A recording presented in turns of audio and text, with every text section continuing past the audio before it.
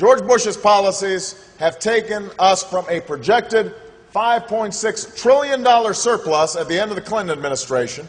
I think it's important just to remember a little bit of history. I agree.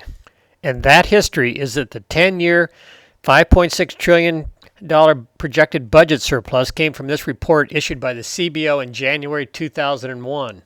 The report itself is 190 pages, including 11 pages of uncertainties.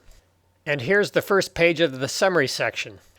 I've inserted an excerpt from the outlays section highlighting that the report in the $5.6 trillion is not a prediction of future outcomes. That, Senator Obama, is the history you need to learn. No more than 2 sentences of this report, and you will see that it says, assuming the economy follows the path described, the surpluses are projected to accumulate to $5.6 trillion over 10 years. Assuming the economy follows the path. There's something an old saying about assuming something. Senator Obama, one bad assumption by the CBO and the $5.6 trillion becomes meaningless. George Bush's policies have taken us from a projected $5.6 trillion surplus at the end of the Clinton administration. I think it's important just to remember a little bit of history. I agree. So let's go all the way to the second page. Here's the second page, and based on your comments, Senator Obama, I do not think you've seen it. The second page says, over the longer term, the aging and retirement of the baby boom generation threaten to produce record deficits and unsustainable levels of federal debt. Senator Obama, why are you talking about a projection based on assumptions when the retiring baby boom generation are going to threaten us with unsustainable levels of federal debt? And last night's debate, you said this. When George Bush came into office, we had surpluses. And you mentioned nothing about when George Bush came into office that we were threatened by record deficits and unsustainable levels of federal debt due to the retiring of the baby boom generation. So you're spending your time pandering with a 10-year-old projection that's based on 10-year-old assumptions.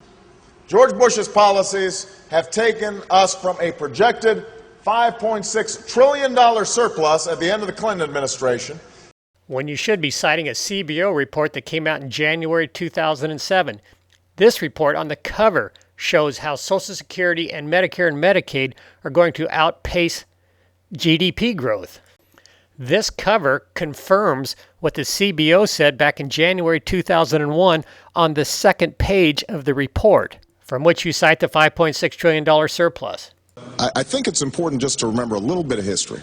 I agree, and here is the 2001 CBO report saying that we were going to be threatened by record deficits and unsustainable levels of federal debt, which is confirmed by the 2007 report on the cover.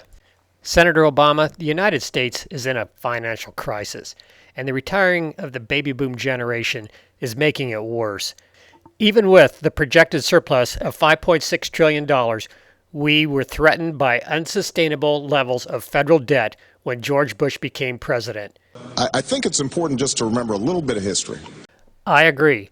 So even if all the assumptions made by the CBO in 2001 were true, we would still be faced with unsustainable levels of federal debt due to the retirement of the baby boom generation.